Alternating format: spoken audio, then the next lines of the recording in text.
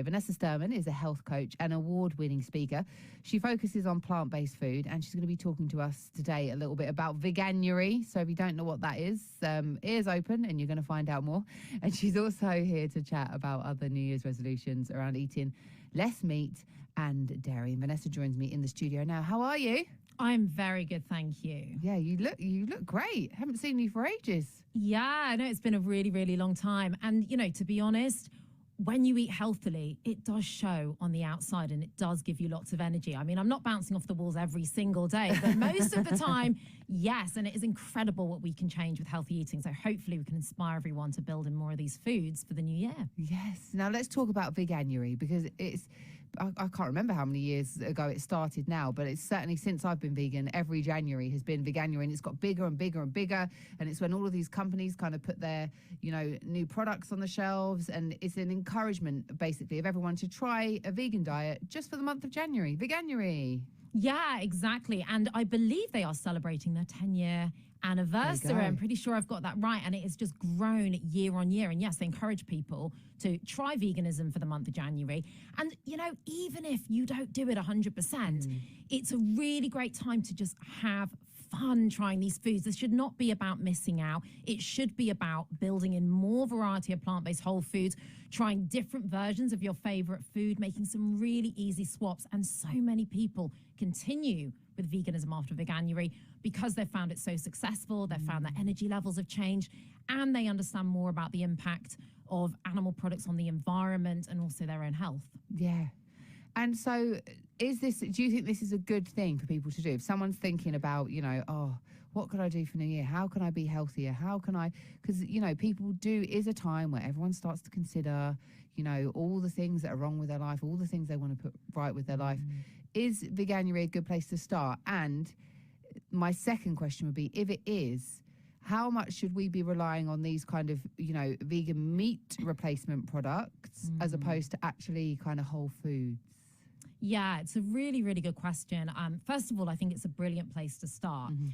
What I would focus on, though, is what are all the amazing foods I'm going to put in? Because sometimes when we think about veganism, we think, oh, I've got to cut out lots of foods. When actually you're only cutting out a few ingredients. You're cutting meat, dairy, eggs, fish, for example. But when we think about all the amazing plant-based whole foods we put in, the whole grains, the fruit, the vegetables, the beans, the tofu, and I can talk a little bit about some tasty ways to cook them, then you see a lot more variety. And that's what we really need for our health, to fill our body with these foods. Now, talking about the sort of processed food. So first of all, if you have something like a processed burger versus a meat burger, it is still healthier than the meat burger. It's got less saturated fat, for example. It's still going to be better for you, and we've seen that from the research. However, it's about having a mix. So sometimes, let's face it, everyone likes a treat and a bit of, inverted commas here, junk food. So yes, sometimes go for that plant-based donut instead of the regular donut you might have been having. But what we all need to be doing is focusing more on plant-based whole food. So this is things like I said, your fruit, veg, beans. And we know that when we eat more of those foods, we can reduce our risk for certain lifestyle diseases, and we stay fuller longer. It can even help with things like, your gut health, bloating, your skin. So it's a really, really good thing to focus more on those foods. But having those other processed foods a bit around the edge is not a problem, and it gives a bit of enjoyment. Because people do always say, if you say, oh, I'm vegan, to me, I don't normally get the protein question. I just get, but what do you eat? That's normally the question. And I think you're right. When you said at the start there, people think about everything that would go away, but they don't think about all of the other foods that there are that you can eat and that you can kind of build into your diet. And I, for the 2.5 months leading up to Christmas, was refined sugar free, and I cut out for the most part processed vegan food unless I went out to eat, and bread, pasta, all of it just went. And I in the past I've relied quite heavily on those things, and but I felt so much better. I was eating loads of nuts and seeds and beans and pulses and vegetables. I was making curries and bologneses and all sorts of things, and it was really, really great, and I felt really good. And I was cooking loads more because I wasn't buying those kind of processed things. So I guess what we put in definitely does really impact how we feel, doesn't it? It really, really does. And I know a lot of people in the new year are going to be turning to dieting, and I'm very anti-diet. Again, dieting is all about what am I cutting out, real restriction. Actually, we can flip that on its head. Let's add more onto our plate. Say you have a regular avocado on toast, usually. Add a load of beans, roast a load of tomatoes to go with that, sprinkle extra seeds on the top. Build in more to your plate. That's going to help cut cravings. It's going to help your gut health. It's going to make you feel better. You know, we do not need to be cutting. Let's add. And like you said, cooking those foods at home make you feel really, really good. More curries, more bologneses. Do those with lentils instead of the usual chicken or meat you might have done. You know, make your curry with chickpeas instead of the chicken. And you've got these beautiful dishes full of herbs and spices that you can bulk cook as well. So you don't have to cook every day. And you're going to feel so much better. Yeah, I absolutely love that idea. And I think that vegan food can be absolutely incredible. And I love this idea of kind of adding more in. What is it? Because diet culture, it just doesn't really work. Diets don't really work, do they? They don't work. And I really think it's an industry. They're designed to keep you coming back and back and back. And, you know, the thing I hear a lot is, oh, yeah, well, that worked for me for a bit. I've got to challenge that. If something works for you for a bit, then it's not working at all. And if it also makes you miserable and it's unsustainable, and if you're working off willpower, just willpower, instead of actually satisfying and nourishing your body, then it's not working. And a lot of diets really, really focus on weight. You know, and you can drop weight by doing really unhealthy things.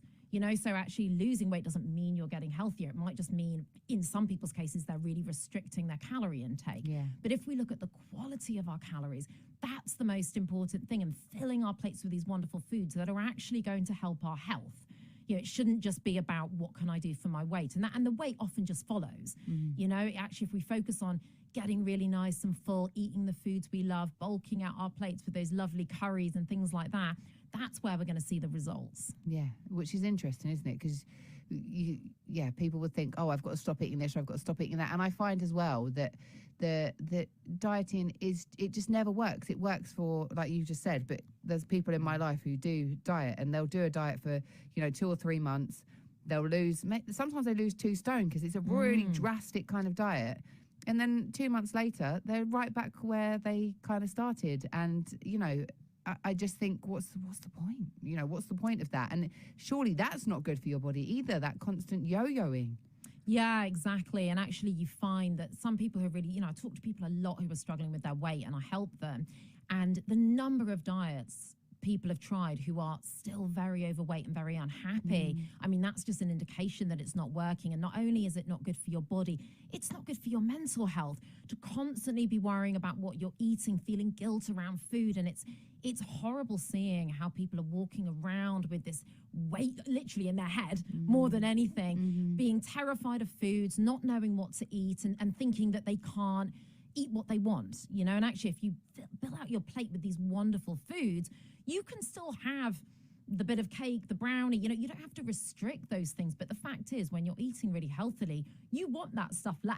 Actually, if you've tried, doing what you're talking about, eating those wonderful bologneses and curries and things like that, you want the ice cream late at night a lot less, because actually you satisfied your body. And then when you do want other treats, you can have them. You don't have to feel guilty. Yeah, I had a cookie today, nice. Vegan salted caramel cookie today, and it was delicious. And I thought, because I kind of grew up, like a lot of, especially women, but men as well, feeling, like I needed to be really skinny, and I was growing up in the 90s, and it was size 0 and all of that kind of stuff.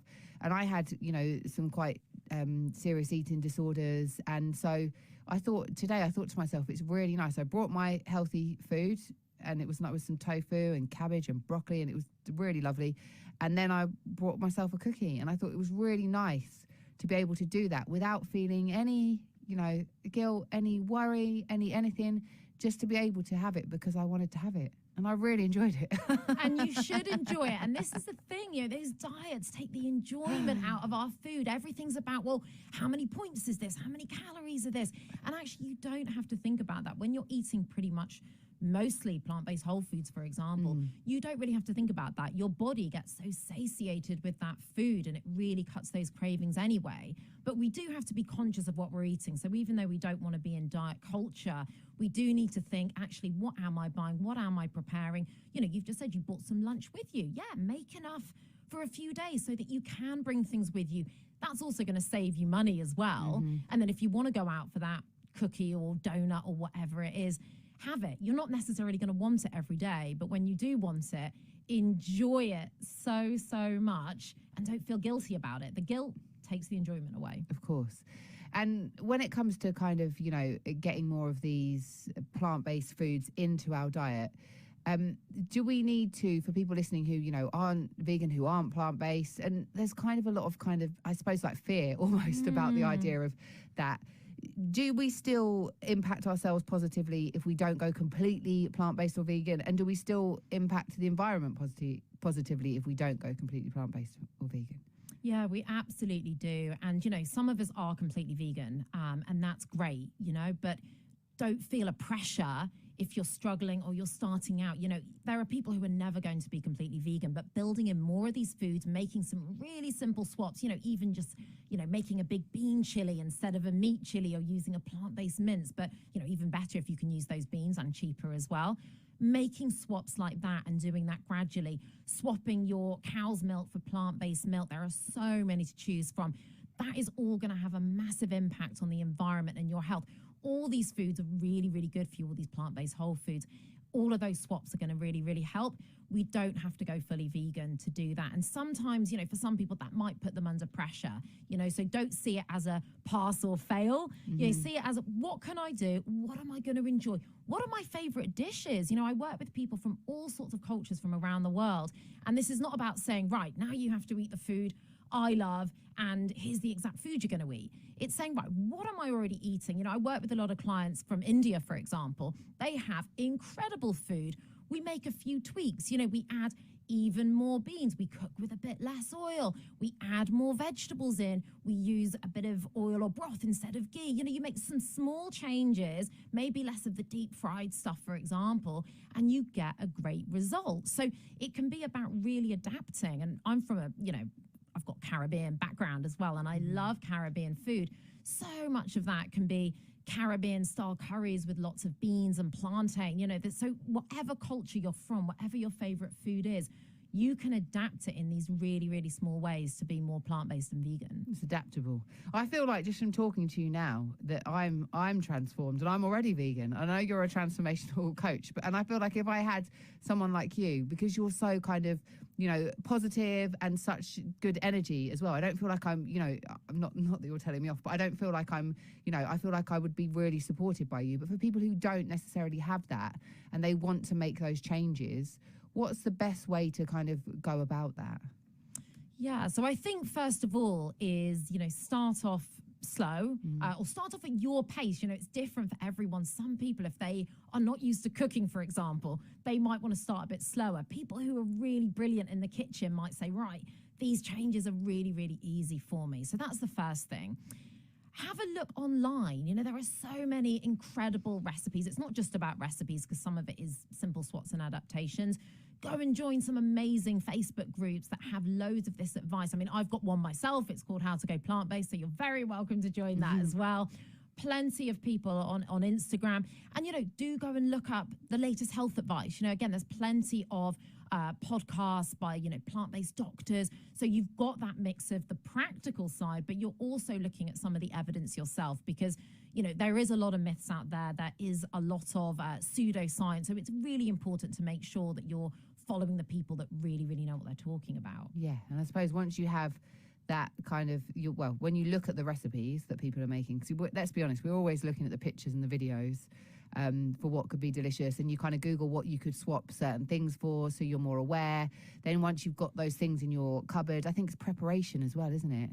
It is preparation, it's planning ahead, but you know, this doesn't have to be doing an entire day of food prep on a Sunday. Now, if that works for you, go ahead and Not for go me. ahead and do that. You know, it's going to be different for everyone, but it could just be, for example, making a quick salad and boiling some lovely whole grain rice and making a lovely tahini sauce or something like that, or frying up a little bit of pre-marinated tofu one night that you can have for a few days.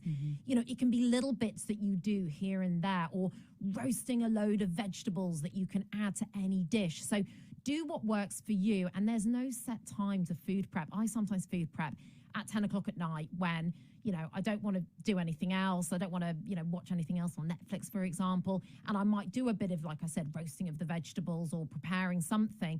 Then I've got it for the next day, put a nice podcast on, even make a phone call. You know, people know sometimes they're going to get chatted to when I'm doing my food prep, because it's a time that I can do that. So do what works for you. I like that idea, actually. And I think Sarah, who was here before, was talking about that idea of like habit stacking. So if you're going to be doing something anyway, then you can build in, catch up with, you know, one of your family members, or catch up with one of your friends, have a chat to them while you're doing your cooking. Before you know it, it's done.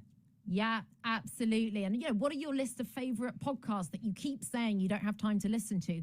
Once you know how to do bits of food prep, and you know, once we've done a recipe a couple of times, we know what we're doing, we're all good.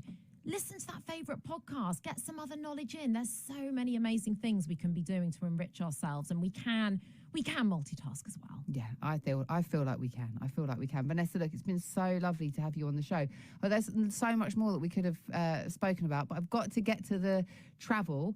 But just quickly before you go, sorry, I'm going to be late for travel. But we were talking about, before we started the interview, obviously I was talking about the fact that I feel quite tired, and that I've got my period at the moment, and obviously cycles, our monthly cycles as women, can impact our appetite quite a lot, can't it? So how do you work with your clients to navigate that?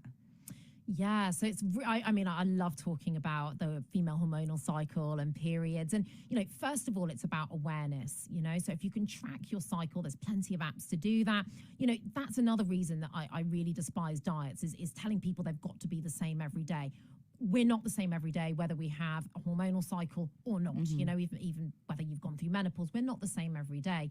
So making sure you're aware, taking more rest, or if you can, booking a bit more rest when you are on your period or coming up to your period, and you are going to be maybe a bit more hungry before your period.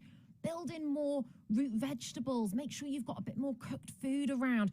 If you're more prone to having a little bit of a treat, make sure you've got that around as well. So it's just about having that bit of preparation, and just, you know, things like cooking at home, for example, and bringing that lovely food into work that is even more nourishing. Maybe you want to eat a few more hot soups around that time. Get a nice thermos and bring that in as well. And don't feel the pressure to be as energetic as you might have been earlier in your cycle. You know, you are allowed to flow. You are allowed to be different every day. Yeah, that's me. I might just take a nap in the corner of the studio in a minute. I think you should.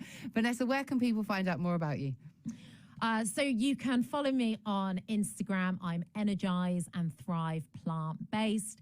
Or you can join my lovely Facebook group, How to Go Plant-Based. And look, that is for anyone who just wants to improve their health and build in tasty food, whatever your dietary preference. And I think that's the really important thing. This is for everyone to be building in these foods and making changes. Fantastic stuff. So thank you so much